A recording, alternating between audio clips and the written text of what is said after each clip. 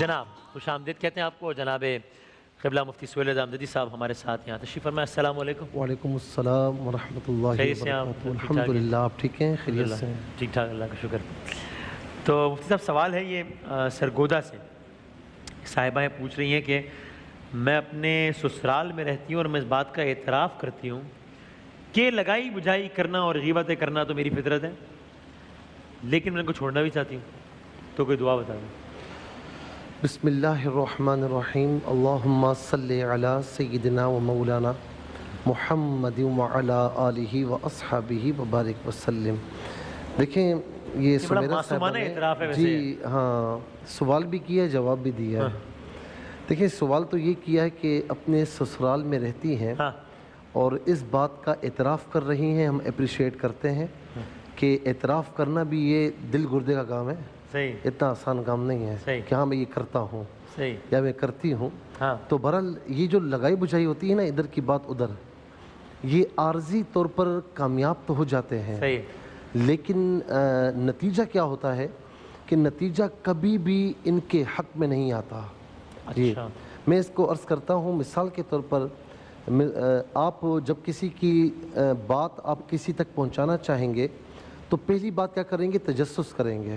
صحیح ہے. قرآن منع فرماتا ہے کہ وَلَا تَجَسَّسُوا، کہ لوگوں کے تجسس میں نہ پڑو. صحیح. یہ گناہ ہے. بعض گمان گناہ ہوتا ہے. گناہ ہے، گناہ. ٹھیک ہے. اچھا دوسری بات کہ آپ گمان کریں گے برا کہ یار یہ پتہ نہیں کیوں ایسا ہے ویسا ہے. اِنَّ بَعْدَ الظَّنِّ اِثْمٌ، کہ بے شک بعض گمان جو ہوتے ہیں وہ مروا دیتے ہیں، وہ بڑے گناہ بن جاتے ہیں. تیسری بات، آپ اس کی چغلی کریں گے یا غیبت کریں گے تو چغلی کرنا بھی گناہ ہے. وَلَا يَغْتَبْ بَعْضُكُمْ بَعْضًا، اور غیبت کرنا بھی گناہ ہے. أَيُحِبُّ أَحَدُكُمْ أَن يَأْكُلَ لَحْمَ أَخِيهِ مَيْتًا فَكَرِهْتُمُوهُ، کیا تم میں سے کوئی ایک پسند کرتا ہے کہ اپنے مردہ بھائی کا گوشت کھائے؟ جی تو یہ سمجھ لیں کہ یہ ایک لگائی بجھائی کے پیچھے کتنے گناہ کام کر رہے ہیں. صحیح. یعنی 5 سے 6 گناہ میں نے گنوا دیے اس کے علاوہ. جی قرآن سے. اس کے علاوہ اور کتنے گناہ ہوں گے. یعنی اللہ تعالیٰ کو ناراض کر کے ہم یہ چاہیں کہ دائمی کامیابی حاصل کر لیں، نہ ہو نہیں پائے گا. اور دوسری بات یہ ہے کہ جس کو آپ نیچا کرنا چاہیں ہو سکتا ہے کہ اللہ تعالیٰ اس کو اوپر کرنا چاہ رہا ہے. پھر وَتُعِزُّ مَن تَشَاءُ وَتُذِلُّ مَن تَشَاءُ، تو گویا کہ آپ اللہ تعالیٰ سے لڑ رہی ہیں. تو اس لیے کبھی بھی ایسا مت کیجئے. آپ نے اعتراف کیا، بہت اچھی بات ہے. سب سے پہلے گناہوں سے توبہ کریں. یعنی یہ جو گناہ ہے نا، یہ لگائی بجھائی، اس سے توبہ کریں. اور جس کے لیے کیا ہے آپ نے، کوئی مسئلہ نہیں، آپ اس سے کہہ دیں کہ میری طرف سے دل صاف کر لیں، آئندہ انشاءاللہ میری جانب سے آپ کو کوئی تکلیف نہیں ہوگی. صحیح ہے. یہ کر لیں. یہ وظیفہ نمبر 1 ہے اور یہ دوا بھی ہے. ٹھیک ہے. اب ہم آپ کو وظیفہ نمبر 2 بتا رہے ہیں جو کہ دوا ہے. صحیح ہے. بسم اللہ الرحمن الرحیم. یہ مشکات شریف کی جلد نمبر 1 میں بطور حدیث موجود ہے. بطور دعا ہے. میرے آقا علیہ السلام نے اس دعا کو پڑھا. میں اکثر کہتا ہوں کہ وسیم بھائی آپ بتائیں، میں بتاؤں، کوئی اور بتائے، ہر ایک کی اپنی اپنی حیثیت ہے. لیکن جو کلمات میرا نبی بتائے تو اس کی حیثیت سب سے بالا ہوتی ہے. تو یہ دعا، اللہم انا نجعلک فی نحورہم ونعوذ بک من شرورہم.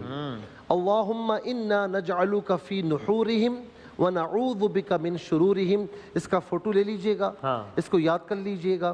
اس کا ترجمہ یہ ہے کہ اے اللہ، ہم تجھے ان کے مقابلے میں اپنے لیے ڈھال بناتے ہیں اور ان کی برائیوں سے تیری پناہ لیتے ہیں. اچھا یہ ان کے لیے بھی ہے. اس کے علاوہ کوئی بھی اگر کسی مصیبت میں ہے، دشمنوں کی دشمنیوں کے شکار ہے، حاسدین کا حسد کا شکار ہے، کہیں ظلم کا شکار ہے، اس دعا کو ہر نماز کے بعد 1 مرتبہ پڑھ لیں. صحیح ہے. نہیں پڑھے کنسنٹریشن کے ساتھ، توجہ کے ساتھ، انشاءاللہ آپ دیکھیں کوئی آپ کا بال بیکا نہیں کر سکتا انشاءاللہ. اور دوسرا، یا ودودو یا ولیو. ودودو دوستی کرنے والے، محبت کرنے والے، ولی دوست. اس کو ملا کر پڑھیے گا، یا ودودو یا ولیو. دن میں کسی بھی ٹائم 1 مرتبہ آپ پڑھ لیں اس کو پڑھنا ہے 11 بار. اول آخر 3 بار درود شریف کے ساتھ. انشاءاللہ آپ اگر خاموش رہیں گی، کہتے ہیں نا کہ من سمت نجا، جو خاموش رہا نجات پائی. آپ اگر خاموش رہیں تو انشاءاللہ اور اس دعا کو پڑھتی رہیں انشاءاللہ کوئی کچھ نہیں بگاڑ سکتا. آسانی ہو جائیں گی انشاءاللہ. وقت کم رہ گیا نہیں, جلدی سے اگر مجھے ایک یہ بھی بتا دیجیے, فہمیدہ صاحبہ ہیں کراچی سے, وہ کہہ رہی ہیں میرے گھر میں اکثر بیماریاں رہتی ہیں, کوئی نہ کوئی فرد ہر وقت بیمار رہتا ہے, ڈاکٹر کے چکر لگتے رہتے ہیں, تو کوئی ایسا وظیفہ بتائیے جسے میں اپنے اور اپنے گھر والوں پر پڑھ کر دم کر سکوں تاکہ بیماریوں سے نجات مل سکے. اچھا میں جلدی سے بتاؤں, وظیفہ نمبر 1 جو کہ دوا ہے کہ آپ کوشش کریں کہ جو ڈاکٹر سجیسٹ کریں اس کو صحیح طریقے سے میڈیسنز لیں. ایسا نہ ہو کہ کبھی اس سے لی, کبھی اس سے لی, کبھی لی کبھی نہ لی, اس طرح نہ کریں. دوسری بات وظیفہ نمبر 2 جو کہ دوا ہے, وہ یہ عرض کر رہا ہوں, سورہ اخلاص, سورہ فلق اور سورہ ناس. اچھا, یہ قرآن کی 3 صورتیں ہیں. صحیح ہے. 2 صورتیں آخر میں ہیں اور ایک صورت اس سے پہلے قل هو اللہ احد. اچھا سورہ فلق اور سورہ ناس کی میں ڈیٹیل سے اس کی فضیلتیں بتا چکا ہوں. سورہ اخلاص کا بالکل میں مختصر یہ عرض کروں گا.